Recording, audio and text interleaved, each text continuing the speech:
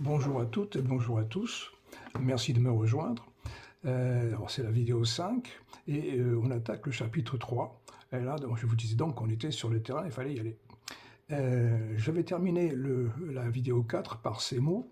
Souvenez-vous, si je suis responsable de ce que je dis, tu es responsable de ce que tu entends. Et en disant, vous m'excuserez ce tutoiement de pure forme. Alors le chapitre 3 s'appelle « Le philosophe footballeur ». En toute cordialité, que les choses soient claires entre nous. Je ne suis ni anti-foot, ni anti-footballeur, bien au contraire. Après avoir écrit 3 bouquins, entre 2002 et 2020, qui n'ont rien à voir avec le foot, même si j'y fais souvent référence tellement il a fait partie intégrante de ma vie depuis l'âge de 10 ans jusqu'à l'âge de 55 ans, aujourd'hui encore, mais à un degré moindre.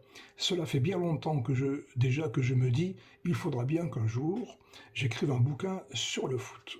Et c'est justement parce que j'ai été fou de foot pendant toutes ces années, et toujours amateur aujourd'hui, au sens premier du terme, celui qui aime et qui prend plaisir, davantage devant ma télé aujourd'hui que sur le terrain, à mon âge, que la réalité de ce sport et le spectacle qu'il donne aujourd'hui me poussent à m'exprimer par écrit sur le sujet. Toujours le fameux petit chat qui refuse de sortir de ma gorge. Quand je dis fou de foot, cela signifie que j'ai bien conscience, maintenant que je me suis calmé, bien obligé, qu'une grande partie de ma vie, et bien évidemment de celle de mes proches, a été fortement impactée par cette passion.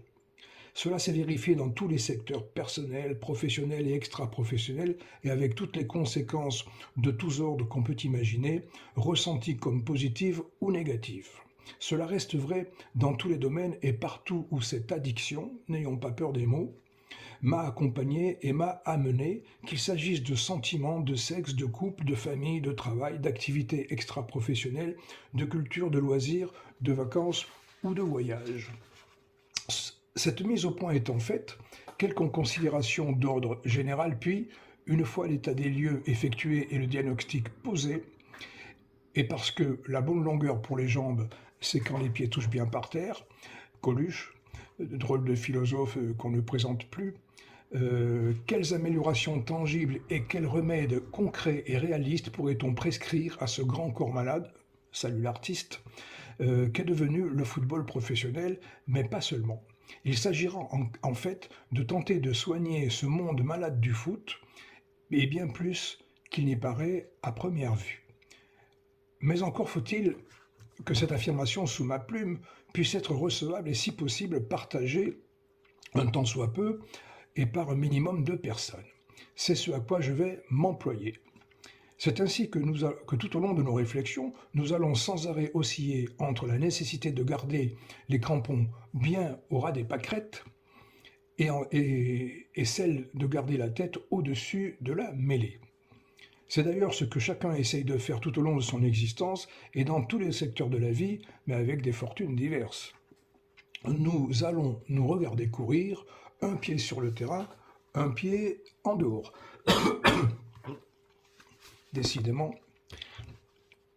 peut-être alors allons-nous découvrir que ce qui est communément présenté comme étant une passion comme une autre, ni plus ni moins, ne serait en fait, et pour beaucoup d'entre nous, qu'une irrépressible addiction, avec toutes les conséquences que cela comporte pour soi et pour les autres, comme je le laisse entendre. Cela dit, une addiction peut se traduire et se décliner de manière très différente suivant les individus.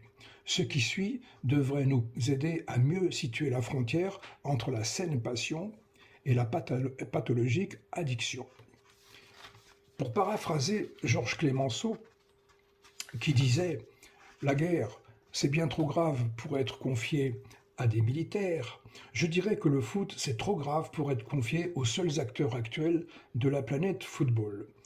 Politiques, dirigeants des instances régionales, nationales et internationales, présidents de clubs, directeurs sportifs, agents de joueurs, entraîneurs, médecins du sport, joueurs, arbitres, supporters, spectateurs et téléspectateurs, publicistes, équipementiers, sponsors, propriétaires des directeurs de chaînes de télévision, des réseaux sociaux, GAFAM, concepteur, fabricant et commercialisateur et consommateur de jeux vidéo, promoteur de sites de paris en ligne, journaliste sportif, commentateur, etc., etc.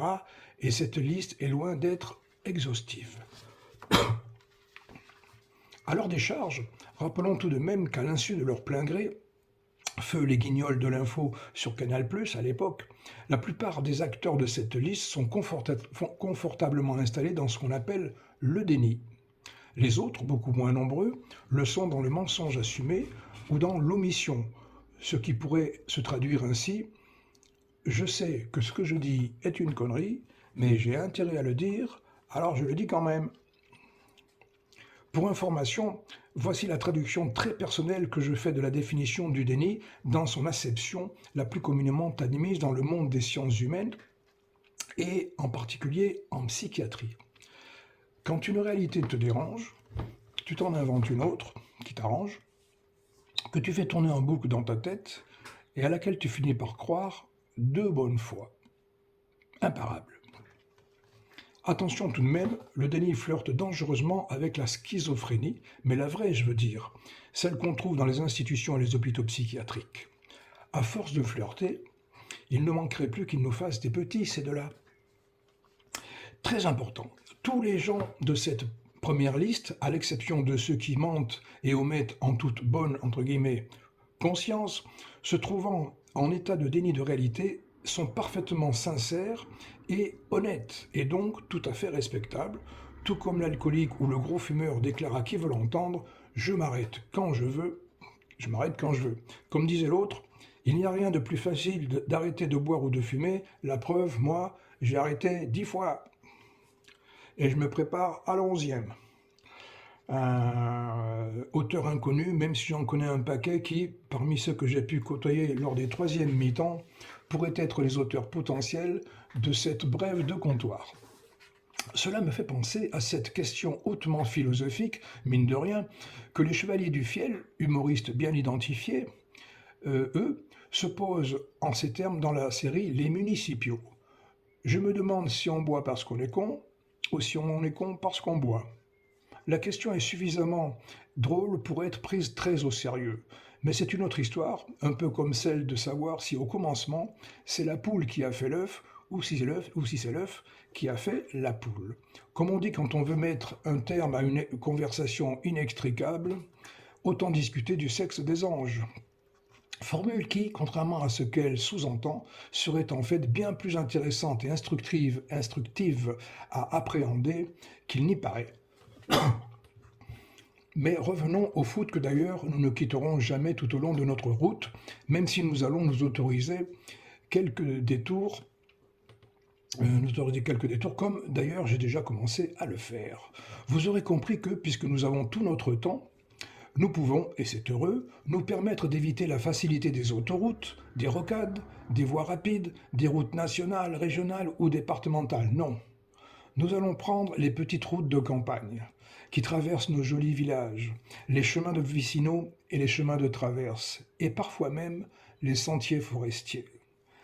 Toujours d'accord pour faire la route ensemble? Alors, allons-y. Voilà, suite au prochain numéro, le chapitre 4 donc. Merci de m'avoir écouté, de m'avoir rejoint, et donc on se retrouve d'ici quelques jours, comme toujours. Alors, salut, portez-vous bien, ciao.